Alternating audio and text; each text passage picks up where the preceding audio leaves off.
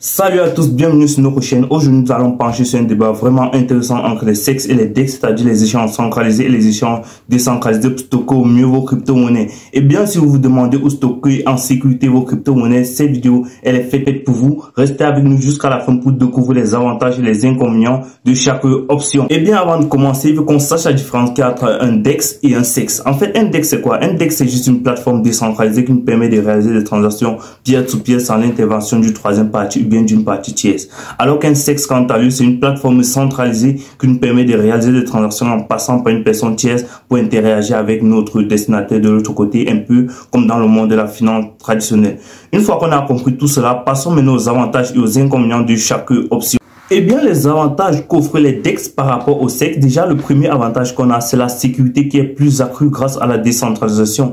Parce que ce qu'il faut comprendre, c'est que lorsque vous avez vos pièces sur un DEX, ils sont sous votre contrôle total et non ainsi tout risque de piratage centralisé. Eh bien, le deuxième avantage qu'offrent les DEX par rapport au CEX, c'est que la rapidité de transaction, elle est vraiment accrue parce que vous interagissez directement sur la blockchain. Et le troisième avantage, c'est que vous payez moins de frais par rapport au CEX. Ok, parce que vous n'avez pas cette personne intermédiaire là, vous interagissez directement sur la blockchain et payez uniquement les frais qui devraient être payés. Cependant, les DEX ne sont pas si parfaits que cela, ils disposent aussi des inconvénients. Eh bien, le premier avantage que les DEX ont, c'est qu'il y a souvent manque de liquidité, surtout pour les pièces moins connues. Donc, pour les paires moins connues, on a manque de liquidité, que ce soit sur les pools de liquidité tels que Uniswap, PancakeSwap ou bien SushiSwap. Eh bien, le deuxième inconvénient, c'est que deux fois, c'est pas très explicite pour les nouveaux utilisateurs, c'est-à-dire pour les débutants, c'est pas vraiment qualitatif de commencer sur un DEX. Eh bien, voilà pour les avantages et les inconvénients que contiennent les DEX.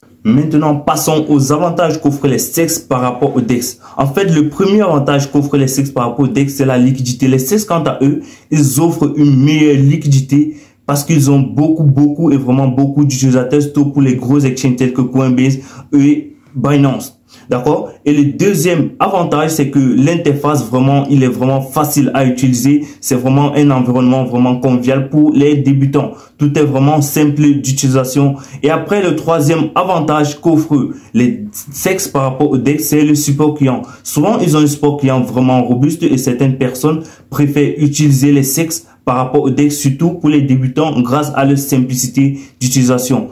Cependant, confier vos fonds à un tiers centralisé tel que Binance ou Coinbase comporte bel et bien des risques. En fait, le premier risque, c'est que vous êtes vulnérable d'une attaque ou bien d'un piratage. Et en plus, vos pièces ne sont pas sous votre contrôle parce que c'est l'entité tierce qui gère vos pièces. Et aussi, certaines exchanges centralisées se permettent d'imposer des restrictions géographiques telles que Coinbase. Et après aussi, il vous demande aussi des informations personnelles sur le KYC pour pouvoir valider votre compte.